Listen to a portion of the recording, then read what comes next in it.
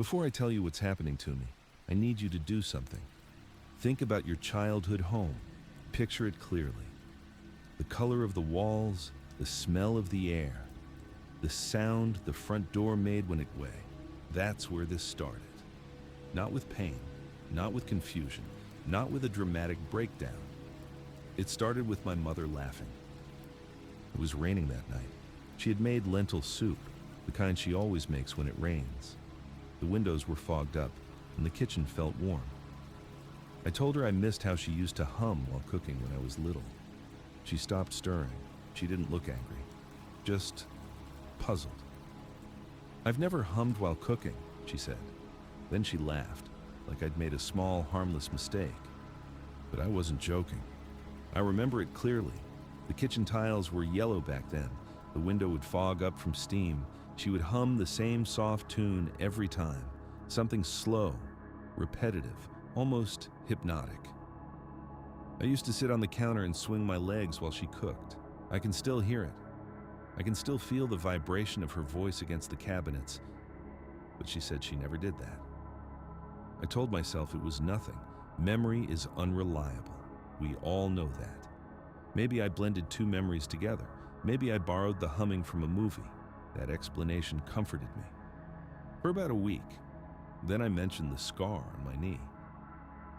I was telling my father a story about falling off my bicycle when I was 7, gravel digging into my skin, blood mixing with dust.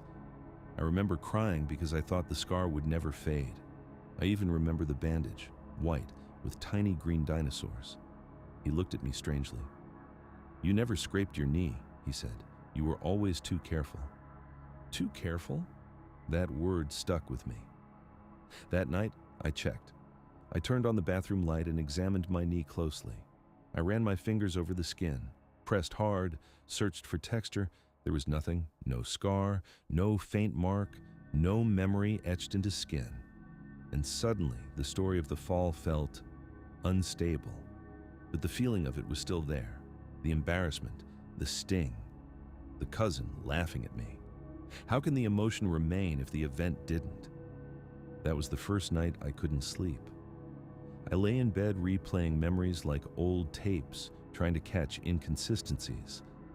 That's when I realized something worse. In my mind, our childhood house is light blue, not bright, not dramatic, just soft blue.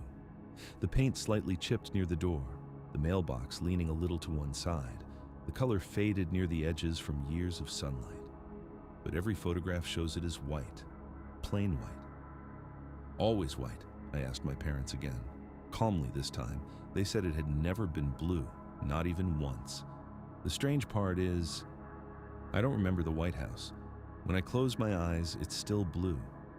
And the blue feels like home. That's when I bought this notebook. Every memory that feels important, I write it down. Dates, details, colors, textures, because I don't trust my mind anymore. Then came Bruno. I wrote about him last Tuesday. Golden brown fur, one floppy ear. He used to sleep under my bed during thunderstorms.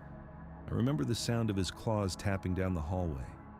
I remember the weight of his head on my foot when he was afraid. The memory feels warm, alive.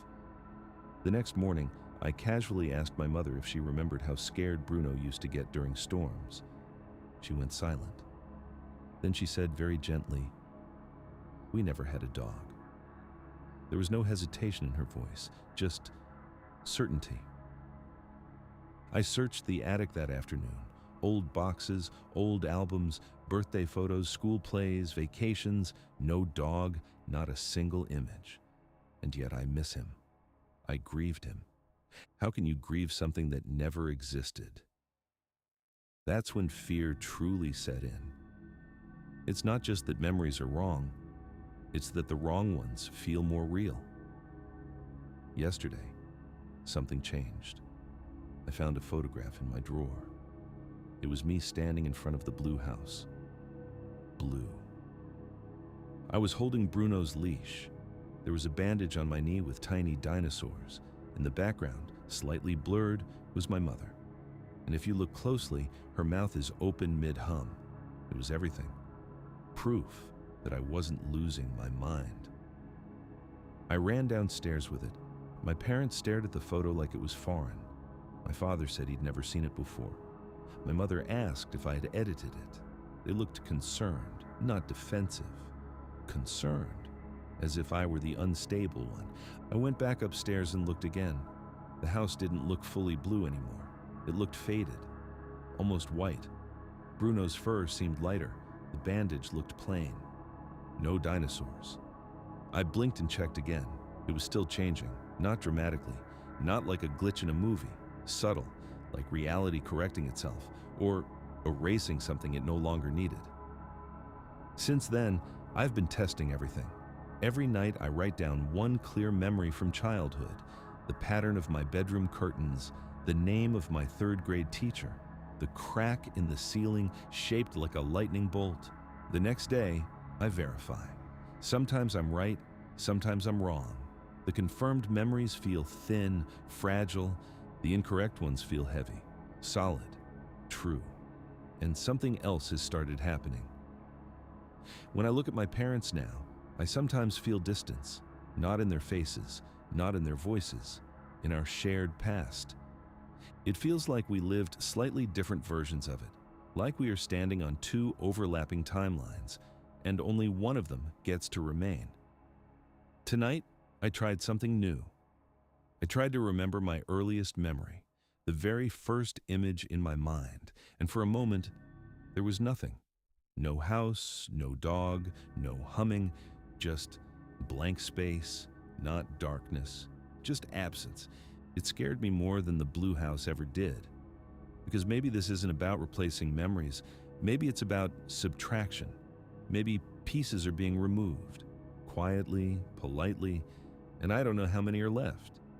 If this continues, what happens when I forget something bigger? What if I wake up and my parents are strangers? What if I wake up and the blue house is gone from my mind completely? What if the white one disappears too? What if I become someone with no childhood at all? Right now, as I write this, I still remember the blue. It's vivid, but I can feel it weakening. If you're listening to this, I want you to do something. Close your eyes tonight, picture your childhood home, hold on to it, because I don't know how long mine will stay, and tomorrow morning, I don't know which version of my life I'll wake up remembering. If this felt real, that's because it was almost real. I'll see you in the next memory.